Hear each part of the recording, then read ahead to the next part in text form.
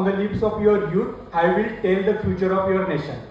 अगर हम आज देख रहे हैं, मतलब इसका हिंदी में अनुवाद होगा कि आपके यूथ के ऑटो पे जो गाने हैं वो मुझे बताइए, मैं आपके कंट्री का फ्यूचर बताऊंगा। तो अब हम देख रहे हैं जैसे कि पुराने बॉलीवुड मूवीज थे, उनमें एक कल्चरली वेल बैलेंस्ड गाने जाते थे। अभी क्या आ रहा है, पार्टी ऑल नाइट, 4 बोतल वोडका, उड़ता पंजाब। ये क्या है? ये सिस्टमेटिकली ये एक मार्केटिंग स्ट्रेटेजी है कि किस तरह से ये युवा पीढ़ी को ये नशा में डालना है। उसमें एक आप अगर हमें 2047 तक एक सुपर पावर बनना है, उसमें सबसे बड़ा कंट्रीब्यूशन होगा हमारा युवा पीढ़ी का। अगर वो युवा पीढ़ी हेल्दी नहीं होगी, एम्बिशियस नहीं होगी, तो ये हम अचीव कभी भी नहीं कर पाएंगे।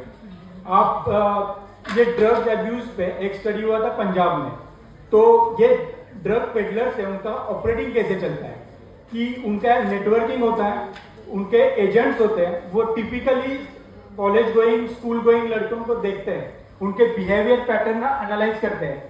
आपको पहले वो फ्री में ड्रग्स देंगे, आपको उसकी आदत दिलाएंगे। जब आपके पास ऑप्शन नहीं रहेगा, तब आपको मतलब वो ड्रग्स का नेसेसिटी होगी, तब आप उसके लिए घर वालों से झगड़ोगे, चोरी करोगे, क्राइम करोगे। मैं जगत सिंहपुर का एग्जांपल देता हूँ। मैं जगत सिंहपुर में जब आया था, वहां पे ब्राउन शुगर का मतलब काफी अब्यूज ज्यादा हो रहा था। कॉलेज स्टूडेंट, स्कूल स्टूडेंट काफी ज्यादा अब्यूज कर रहे थे। एक बार मेरे पास एक पेरेंट्स आए थे, वो मुझे एकदम आंखों में आंसू आ गए थे। वो बोल रहे थे आप कुछ भी कीजिए, लेकिन हमारे लड़के का अंदर कीजिए। उनके लड़कों ने ये ड्रग्स के चक्कर में घर के फैंस बेचे थे, मतलब टेबल फैन भी नहीं, सीलिंग फैन बेचे थे। इतना मतलब ड्रग्स एब्यूज हमारे सोसाइटी को पेनिट्रेट कर चुका है। अब भी हम नहीं इस पे इनिशिएटिव लेंगे तो it will destroy our society. और एक एग्जांपल था, मैंने एक बाइक चोर को पकड़ा था, तो बाइक तो रिकवरी हो गई, तो बाइक उसने कितने में बेची होगी? उसने बाइक 300 रुपए में बेची थी, 300 रुपए में बाइक बेची थी उसने। मैंने बोला यार तुम्हें तो ज्यादा पैसा मिल सकता था। वो बोला सर मेरे दिमाग में उस टाइम पे वो चिट थी, जो ब्राउन शुगर की चिट मिलती है, मुझे उसकी रिक्वायरमेंट थी, मुझे बाइक की वैल्यू नहीं थी। तो आप समझ सकते हो कि ये ड्रग एब्यूज कितने लेवल पे गया है। फैमिली रिलेशन डिस्ट्रॉय हो गए, हमारे स्टूडेंट एम्बिशियस नहीं है। एग्जाम्पल के दौर पे मैं आपको बोलना चाहूंगा, सबसे one of the greatest cricketer कौन है? एनीवन? सबसे बेहतरीन मतलब हिस्ट्री बेस्ट ऑफ, जिसे ग्रेटेस्ट ऑफ ऑल टाइम कहा जा सकता है, वो कौन है? Tendulkar. Someone rightly said that. Tendulkar जब स्कूल क्रिकेट खेल रहे थे, उनके साथ उनसे भी ज्यादा टैलेंटेड और एक प्लेयर था, उसका नाम विनोद कांबली था। उस टाइम पे ऐसा लग रहा था कि Vinod will rule the world of cricket, लेकिन वो नहीं हुआ। वो नहीं हुआ, इसका वजह एक ही वजह है, डिसिप्लिन। सचिन में वो डिसिप्लिन थी, वो जो विनोद कांबली में नहीं थी। वो ड्रग एब्यूज, वो अल्कोहलिज्म, उसने पूरा गेम खराब कर दिया। सचिन को भारत रत्न मिल गया। अगर आप यूट्यूब पे विनोद कांबली को सर्च करेंगे, you will see the condition of Vinod Kambli. तो ये लाइफ में अगर आगे बढ़ना है तो डिसिप्लिन चाहिए। डिसिप्लिन विल रीच, मतलब डिसिप्लिन ही आपको आगे बढ़ाई पाएगी। मैं एक एग्जांपल देना चाहूंगा।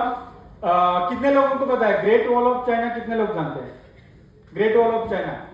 तो ग्रेट वॉल ऑफ चाइना के पीछे भी एक हिस्ट्री है। जो जब चाइना था, ग्रेट वॉल ऑफ चाइना बनाने से पहले चाइना के ऊपर बहुत सारे आक्रमण हो रहे थे। तुर्क्स आ रहे थे, हुन्स आ रहे थे। तो चाइनीज जो किंग्स थे, उन्होंने डिसाइड किया कि हम एक वॉल बनाएंगे कि उससे ये थोड़ा सा प्रिवेंट हो जाएगा और हमारी कंट्री सिक्योर हो जाएगी। सालों लग गए वो around great wall of China बनाने के लिए। लेकिन जैसे ही वो great wall of China complete हो गया, चीन पे आक्रमण और बढ़ गए। तो उन्होंने चाइनीज जो एम्परर्स थे, उन्होंने एक मीटिंग की कि ये क्या हो रहा है। तो उनके ध्यान में एक बात आ गई कि हमने इतनी लंबी और इतनी बड़ी वॉल तो बना दी, लेकिन हमने लोगों का कैरेक्टर बनाना भूल गए। तो ये बाहर के जो आते थे आक्रमण करने के लिए, वो वहां पे कुछ पैसे वगैरह दे के, जहाँ पे वो उनके सिक्योरिटी गार्ड्स थे, उनको पैसा दे के आराम से अंदर आ जाते थे। तो चाइनीज एम्परर्स ने ये उनको समझ आ गया कि हमने एक बड़ी दीवार तो बना दी, लेकिन हमने हमारे खुद के लोगों का कैरेक्टर बिल्ड करना भूल गया है। तो उन्होंने उनसे काम करना चालू कर दिया। What is character? Character is what you feel, what you act and what you think. Gandhi ji ने एक मतलब अच्छा सा बोला है कि जो आप सोच रहे हो, वो जो आप फील कर रहे हो, जो आप एक्ट कर रहे हो, वो सिंक्रोनाइज में होना चाहिए। और स्वामी विवेकानंद जी ने भी बोला है कि हु यू आर, आप कौन हो। जब कोई अंधेरे में आप जो सोचते हो वही आप हो। जो जब भी आपके आजू बाजू में कोई नहीं रहता, आप जो करते हैं आप वही आप हो। तो ये हाई टाइम है कि हम एक डिसिप्लिन के अलावा एक सबसे बड़ी इंपॉर्टेंट चीज है कैरेक्टर, कि कैरेक्टर हमें बिल्ड करना है। वो गुड कैरेक्टर हमें यूथ का बिल्ड करना है, जो हमें 2047 तक एक सुपर पावर बना सके।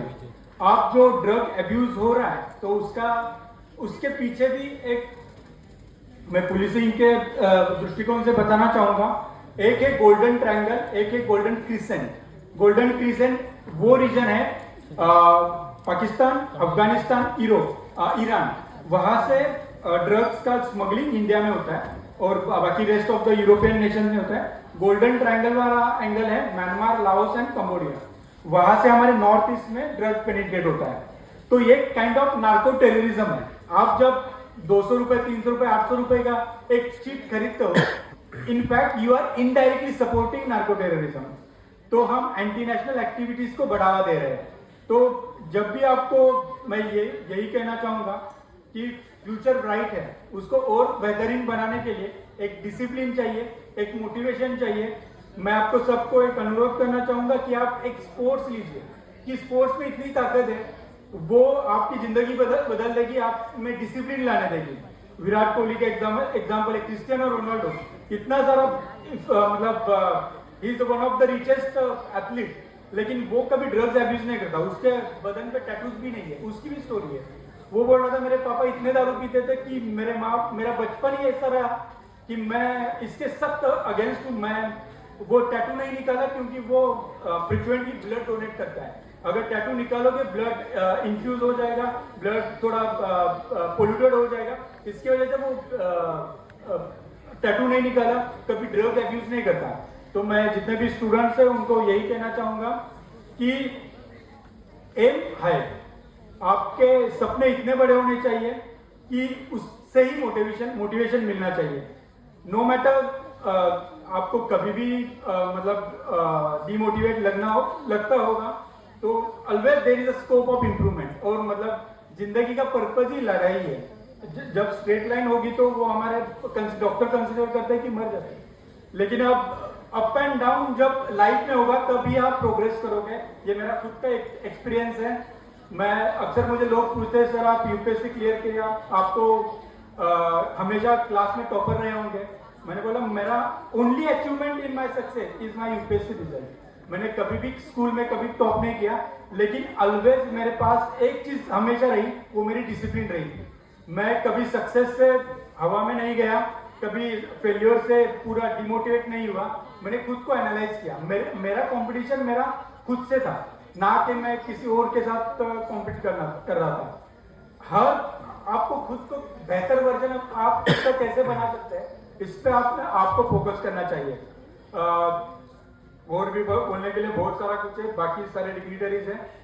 थैंक यू गति कृष्ण सतपति जी, वो मुझे इनवाइट देने के लिए आए थे।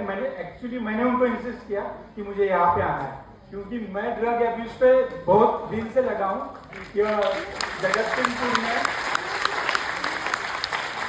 जगत सिंहपुर में हमने around under guidance of SP जगत सिंहपुर सर, हमने अराउंड 1 kg ब्राउन शुगर पकड़ा है। उसका ऑलमोस्ट वैल्यू 1 करोड़ है। 25 ड्रग पेडलर को हमने अंदर किया था। मैंने जगत सिंहपुर में था। पारादीप में आने के भी मेरा पहला यही मतलब मेरा टारगेट ये होता है कि ड्रग्स को कैसे कम कर सके, क्योंकि ये साइकिलिक चेन रिएक्शन है। ड्रग लोग अब्यूज करेंगे, क्यों, तो उनको ड्रग्स रिक्वायरमेंट होगी। ड्रग्स रिक्वायरमेंट के लिए पैसे नहीं होंगे, पैसे नहीं